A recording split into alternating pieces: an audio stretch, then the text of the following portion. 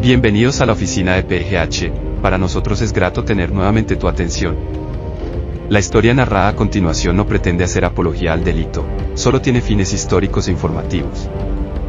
Recuerda que el relato está basado en anécdotas e investigaciones, por ello puede que algunas cosas no hayan sucedido como se cuentan en el video, eres libre de sacar tu propia versión.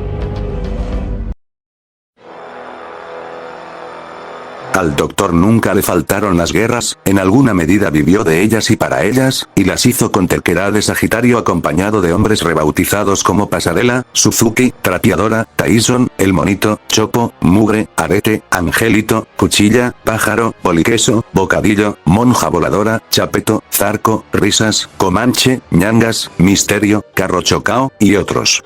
Algunos se vincularon recién graduados de bachilleres en el colegio de los salvatorianos.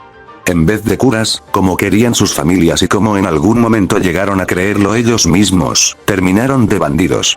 Uno de esos tantos malhechores, es Carro Chocao.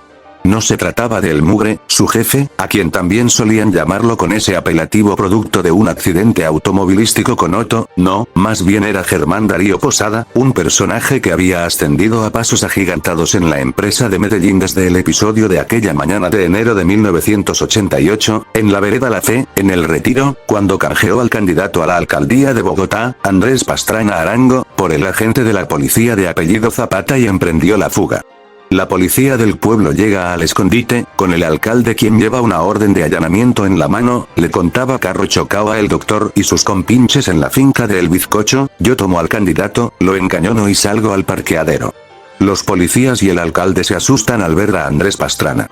Uno de los policías ofrece intercambiarse por el político. Yo acepto y pido unas esposas. Salgo de ahí, por entre los pinos, junto con el policía. Cuando veo que nadie me sigue, esposo al policía a un árbol y corro eludiendo los retenes. Valentín se tira de un segundo piso al potrero pero se quiebra un pie. Ahí queda. Y Copor y Kitty ganan los pinos y huyen, al igual que los vivientes Marta y Jorge. Valentín es detenido, concluyó el rufián. Para comienzos del segundo semestre de 1989, Carro Chocao era a la sazón el primer proveedor de dinamita y explosivos de la organización. De hecho, cuando al Arete se le encomendó el atentado contra el gas, ubicó a Carro Chocao y le ordenó conseguir las 10 toneladas de dinamita plástica amoniacal que la empresa había decidido utilizar. Le explicó que no tendría dificultad alguna respecto a las gruesas sumas que exigiría tal compra de explosivos, y también que cada camión donde traería el pedido se recibiría en Medellín en una avenida cualquiera, y de ahí hombres de él lo trasladarían a su destino. Carro Chocao cumplió lo asignado por su compinche. Ya tenía experiencia. Había participado en el atentado a la estatua del periodista Guillermo Cano y en la bomba del avión de Avianca. El Memín lo había buscado para que lo abasteciera de la dinamita. Pero el rufián no solo se desempeñaba como explosivista, sino también como escolta del doctor en el Alto de Minas, sitio donde se refugiaba el mencionado. Ahí Carro Chocao le había traído al mágico a un chancero por estar conectado a una intempestiva acción policíaca en la casona de Alto Minas a mediados de 1989. La misma que había obligado al doctor a franquear 45 minutos de trochas en busca de un segundo escondite. El registro policial había tenido lugar 2 días antes a las 4:30 de la madrugada. Alertados sobre la existencia de un supuesto laboratorio para procesamiento de nieve, varios piquetes de policías de Santa Bárbara se lanzaron en una operación sobre la casona. Los vigías los vieron desplazarse sigilosos monte arriba y dieron la alerta. El doctor, Popeye, Richard, El Monito, Chopo, y otros más emprendieron la fuga por entre el monte. 10 trabajadores sin antecedentes quedaron en la vivienda. La policía los encontró dormidos y, hacia el mediodía, después de un registro exhaustivo, sin toparse con drogas, ni armas, ni nada extraño, desistió del asunto, retornó a Santa Bárbara y todo volvió a la normalidad. Carro Chocao y otros 2 siguieron entonces la ruta hasta el segundo refugio previsto por el mágico en Minas, ubicado a 45 minutos de la casa inicial por entre la maleza, y llevaron la noticia sobre la forma como había transcurrido el registro.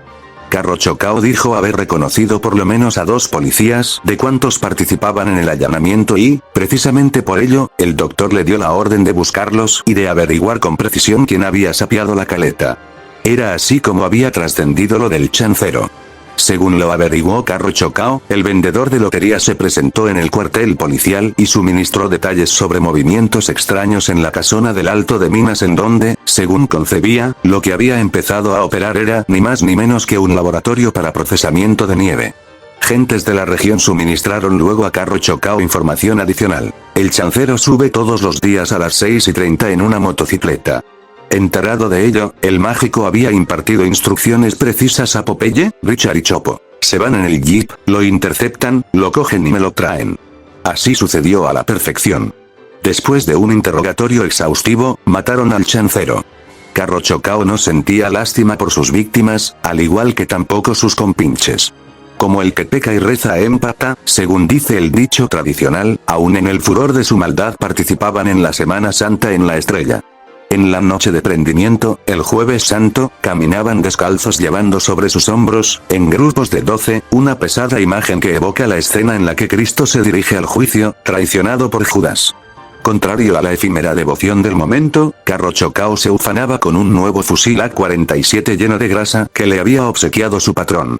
Vean muchachos, más de una década entre balas pendejas, decía eufórico el rufián mientras ostentaba su nuevo juguete, por eso hay que estar listos para darles a los rojos. Es más, yo ya tengo antenas hasta en la casa de esos, porque sabe que...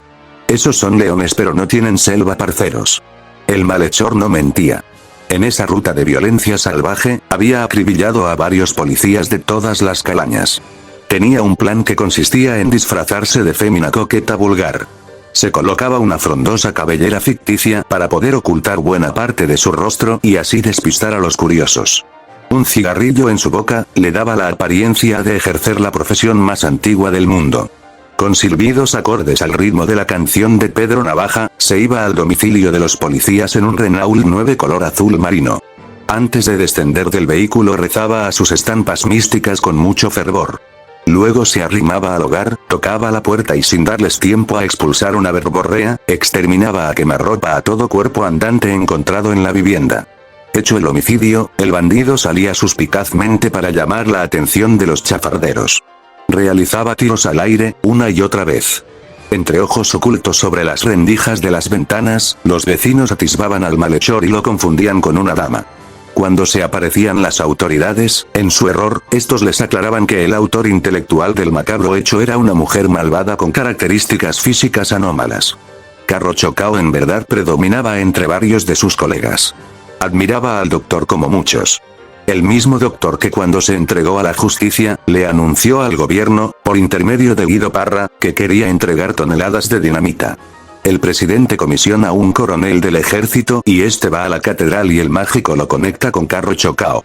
Este, saca la dinamita de los escondites y se la entrega al coronel, en sitios convenidos. Estas entregas se hacían extraprocesalmente. Carro Chocao sacaba la dinamita de los escondites y se la entregaba al coronel en sitios convenidos. Esto era un buen gesto de parte del doctor, quien estaba convencido que la guerra había terminado y que la dinamita ya no era necesaria. A pesar de la lealtad de Carro Chocao, el Chopo, matón paranoico, se salió de sus casillas y lo mató, así como también a varios hombres del combo del mugre. Me están delatando en la brigada, patrón, dijo para justificarse. Además le informó al doctor que Carro Chocao estaba robando en las cuentas de la dinamita.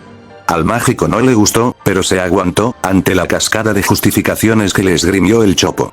Lo cierto era que el doctor temía una guerra interna entre sus bandidos. Realizó entonces su propia investigación. Sus hombres en la brigada le entregaron una grabación con la voz de los delatores del Chopo. Mugre, vamos a escuchar, si usted resulta involucrado yo no sé qué vamos a hacer, le dijo el mágico a uno de sus mejores reclutas. Escucharon con atención. Es la exmujer del Chopo, mencionó el Mugre. Sí, su exmujer, cansada de atropellos, lo denunciaba cada que podía.